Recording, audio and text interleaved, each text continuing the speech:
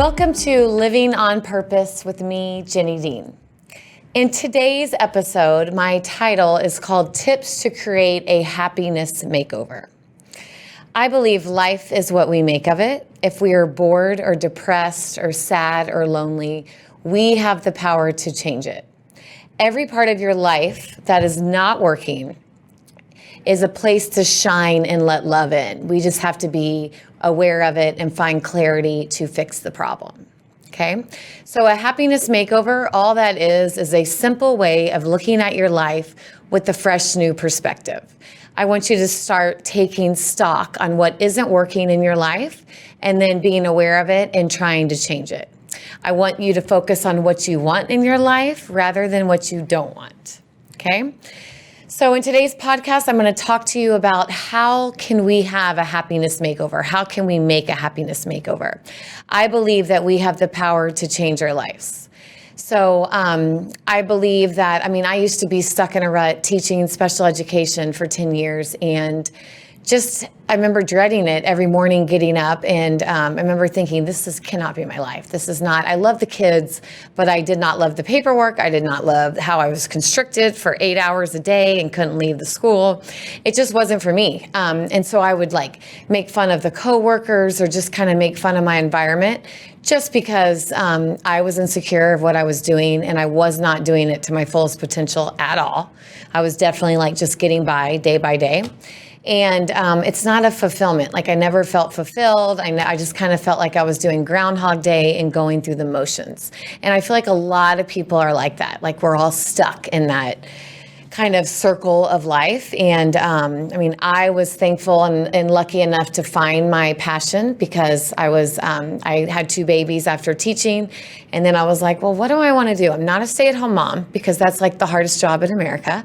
And I want to be around my babies, but I also want to work. I want to feel that fulfillment of work.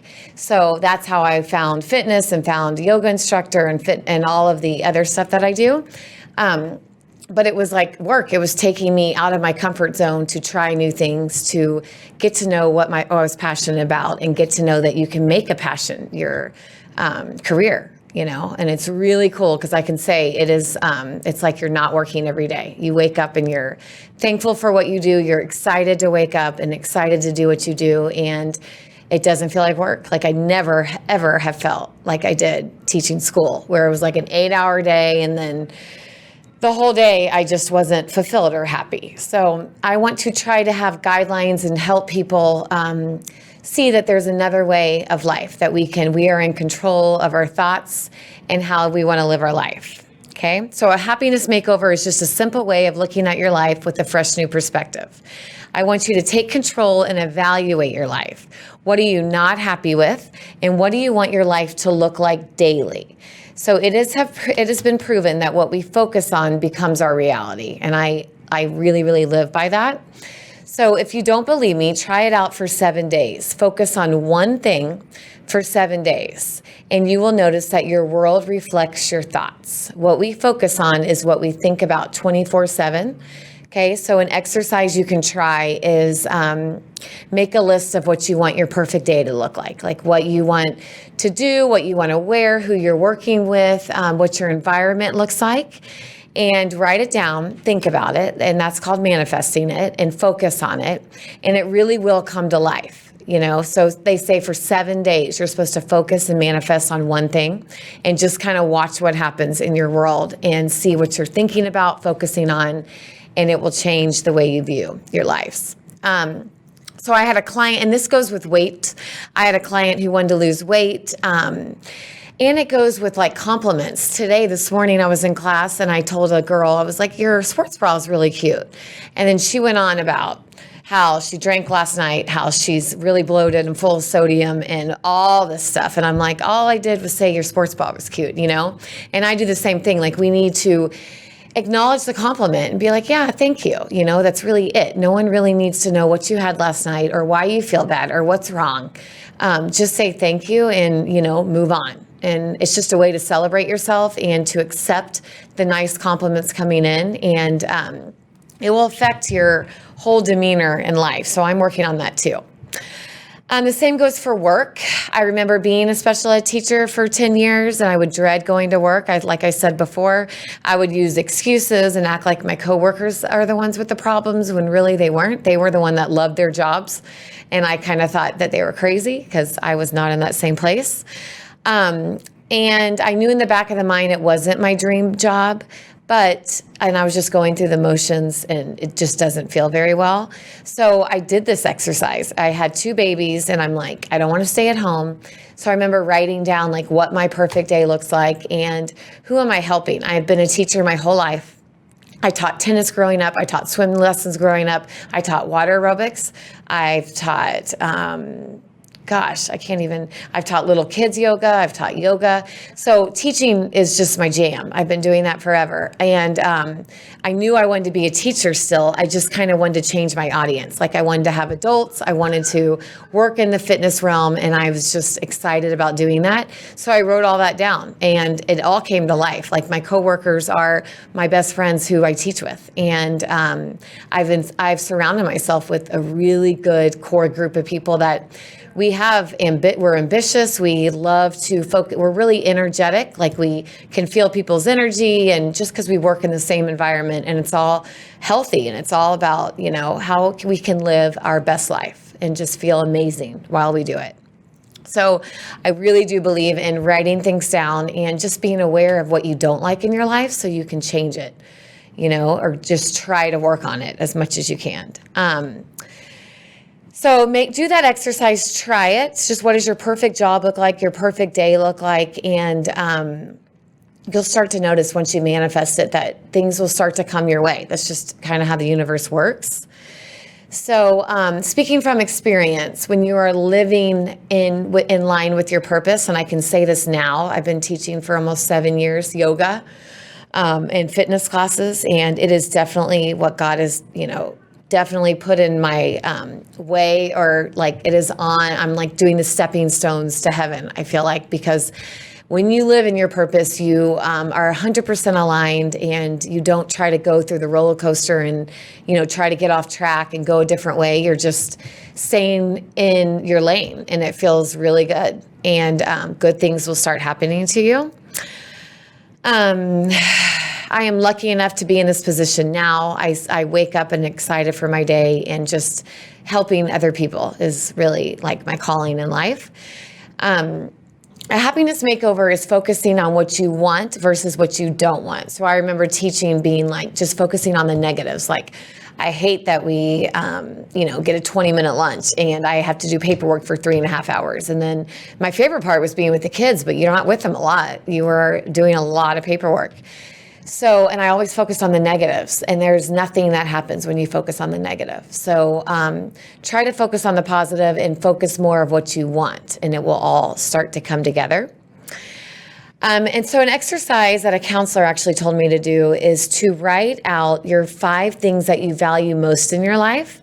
So like if it's family time, if it's fitness, if it's God, or whatever's most important in your life, you write them out, and you're supposed to have 5 things. You might have more, but the top 5 that come to your head. It is really helpful if every single day you do the top 3. So mine is obviously God, family, fitness. Okay, those are my top 3. So every single day I do those. And then I feel fulfillment from that. So, and I understand that people are like, well, yeah, I like to work out, but I have 0 time. I go to work, I cook at the kids, I make them dinner, and I go to bed. But I will say to that, try like 3 hours a week of something, of 30 minutes of walking, 20 minutes on the treadmill, something during your day. I guarantee you can find 20 or 30 minutes during your day. Maybe it's in the morning, maybe it's at lunch, but try to find it, and it will fulfill you. And you're probably going to want longer. It will become addicting, and it will just all, in the end, you won't feel like, God, what a crappy day. I just worked my butt off all day. Like you have to do things that you value and you appreciate to live a fulfilled life and just be happy with where you are in your life. So in an example, if you value family time, then don't come home and just, plop yourself on the couch and not move and expect everyone to come to you, and talk about their day. Turn the TV off, be interactive with your kids. It could be 3 to 5 minutes a day. And if family time is important to you, you will feel value from that, and you will feel fulfillment from just sitting down, with nothing going on and just talking about the day. So another thing I want to touch on is change. One thing we know for sure is that change in life is a constant. So seasons change, jobs change, relationships change, and our environment changes constantly, right? So if we know this, I don't know why. I mean, I do it too, but we all just beat ourselves up when change happens. When we really truly know that it's going to change. Things are going to change no matter what. Just an example, I teach classes and people get mad if there's a sub, or because there's, class times change in the fitness area, and they constantly change. And people still get upset because they don't like change. We don't like change. We like to live in, we like to know what's happening at every moment. So I used to be so scared of change, but now I've gone through so much at 39 years old that I embrace it. I know that that if you're not changing, you are not growing. So I always tell people, do the thing that scares you, because it's going to step you outside your comfort zone, which only good things can come out of that.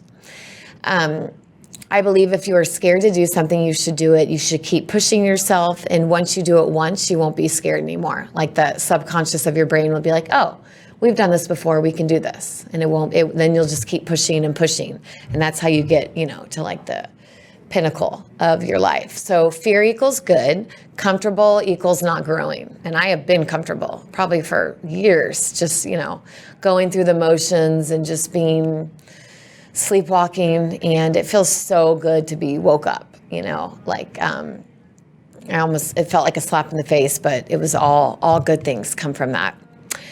And another example with workouts, I remember about 6 years ago, I had a friend be like, come try CrossFit. And I remember thinking, I don't want to look like them. They're too bulky. They're too muscle. They look bloated to me. And I just did not want to do it. But so she kept asking. And I finally said yes to one class. And I remember not being able to run around the building. I had to walk, which was like 400 meters. I couldn't do it. I couldn't run.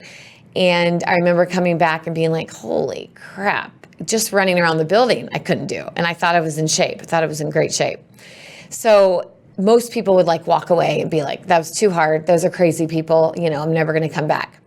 Something in me, at CrossFit, I dove in after that day. So I was in it for 4 years. Every day I competed. I was really, really into it.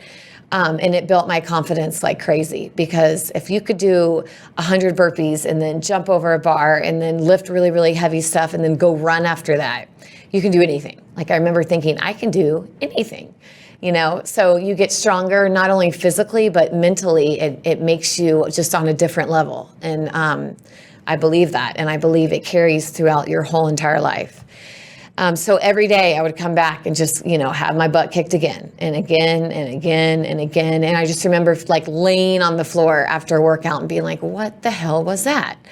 But it was me stepping out of my comfort zone. And now that I know all the benefits of why we should get our heart rates really high where you can't breathe, like you want to be breathless in a workout, it improves your longevity in life. So your body wants that shock feeling because you're getting stronger every single time. And once you keep coming back and doing that, you're going to be able to do more and more. So you're just building endurance. And I've obviously quit CrossFit, but I think that it was a great time in my life to do it. I brought my kids with me, and building confidence physically, it makes you emotionally strong. Anyway, so thinking back, the best opportunities in my life happened when I was scared out of my mind. It was then when I would release control. I found myself finding my true purpose and connection to myself. When we are consumed by worry and fear about situations or scared of the unknown, we hold ourselves back from achieving our true potential. I have become the queen of letting go. And that is true within 2 or 3 years. It's just, you have to step out of control. Even with our kids, like we can't control them. Our job is to teach them to our best knowledge of values and boundaries. And then I want my kids to have like a gut instinct, and that should be like their best friend. So that's where the groundwork comes, is from their gut instinct. And that's just, we as parents, we have to do a good job on that. So when they're out there in college, asking to do wrong choices, their gut, which should be their best friend, will be like, nope, not a good choice. And then that's, kind of how we know we did our job well. And that's my goal with my kids. It's not to control them. They need to try new things. They need to experience stuff. And I don't ever want to be a helicopter mom or try to get them to do it my way. I want them to experience on their own and just have strong core values and boundaries. I do believe life is hard. We have an opportunity at every moment to flip things around. If things are not going the way you want them, then choose thoughts wisely to switch them around. I have learned recently that letting go of expectations is the single most important thing we can do for our well-being. When you let go of who you are, or when you let go, you are able to release the pressure and relax into the rhythm of life. So I often get asked well, how I'm so easygoing, or I'm just I guess I'm just chill. I don't freak out a lot. It's just in my nature. I have learned that we can't control everything. I've given everything to God. So He is ultimately in control. And I just try to, stay cool and live in my intuition and live what I feel like I am capable to do, the best I can do. I encourage you to ditch the expectations and let go of how your life is supposed to turn out, because that is going to slap you in the face like it did for me. So we all have our own way, and it's not always our way that our life choices are going to happen. And we just have to be accepting of them and letting go of the control of what should have been and what could have happened. That just has to let go, and we have to move on. I believe life is supposed to flow and be natural. It is not designed to be hard 365 days of the year. It's just not. And if it is, then we need to step in and feel and see what we're doing to make it like that. I did a Seed of the Soul, which is Oprah's favorite book. And there's a podcast and a book you can buy. I've talked about it before on one of my podcasts. It's called Seed of the Soul. And it just really dives into your soul and how you're aligned to God. And if you're living your purpose and alignment, then you are on the right track and you feel abundant and you feel fulfilled. So I've done that 3 times. It's just really, really good self-development stuff. And I feel like once we let go and release it all to God, all of the things we desire will come to us. God wants us to live in abundance. He wants us to be fulfilled every day and enjoy our time here. We do have to do our part of letting go, which is probably the hardest thing that we have to learn. And I'm glad I learned it at less than 40 years old, because I do think it's a life skill that will help you. What is life when you're worried about everything, when you don't like the uncomfortable, when you want to control someone else's feelings? That is not how we're supposed to live. You need to stay in your lane, is what I always say, and you can only control ultimately yourself. That's it. You can control how you react to bad situations. You can control how you react to someone, yelling at you to your face. You can react to someone, or if your kids, don't do something right, you are in control of how you react. And I see people all the time lose their shit, is what I call it. And they just kind of go crazy on their kids. They go crazy on the spouse, and it makes them look crazy. You're not in control. You're completely out of your mind, and nothing happens there. No growth happens. You don't learn your lesson. You just kind of stay in that rat race and circle of life. So my biggest suggestion is to release control, which is really hard to do. But, just to remind yourself to pray about it, that we're not in control. God is in the ultimate control. Moms especially, it is not, our job is not to control our kids. It is to lead them to the best ability that we're capable of doing. And that is just, they're watching everything we do. So, truly living out your purpose and your values and your boundaries, and teaching them, just getting grounded with them. And they will remember it. I do believe that your kids are watching, and they do see every good thing that we're doing, right? Anyway, and so I do believe the gut should be their best friends, just like us. We have to listen to our gut and our instinct, and it will change your life once you really are tap into that. So you have to move all the distractions, move all the stuff, and just really get into your soul. Like, what does your soul want you to do? And that, I suggest Seed of the Soul is a book, and it's a podcast that you read a chapter and then you listen to the podcast. It's a really, really good one.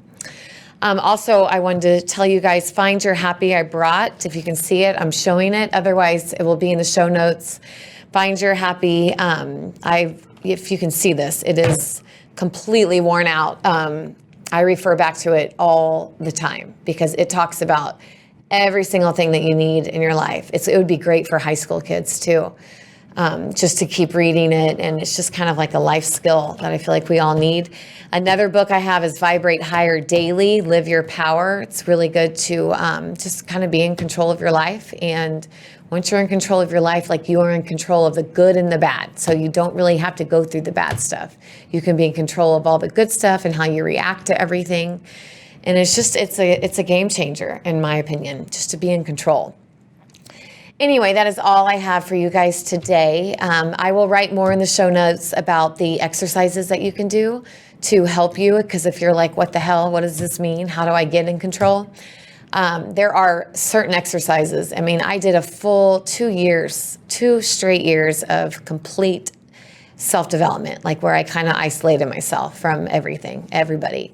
And I just dove into, what does Jenny want? What does my soul feel? And just because I didn't feel grounded in my life, I just felt like I was running the rat race. And I know there's more to life. Like, that is not how we're supposed to live. And I really wanted to get down to it, but it takes work, like full 2 years, every single day, something. I did something to figure out. It was just called self-development, but and I'm still on that journey. I don't think that journey should ever go away, ever. If you feel like you know yourself and you've done it all, there's something wrong with you, because you can always learn something about yourself, always. Anyway, I hope you guys have a great day, and let me know if you have any questions about any of this. I love to talk about this stuff, so please share any questions, and share that you're listening. That just helps my podcast listeners, and I appreciate every single one of you, and have a great day.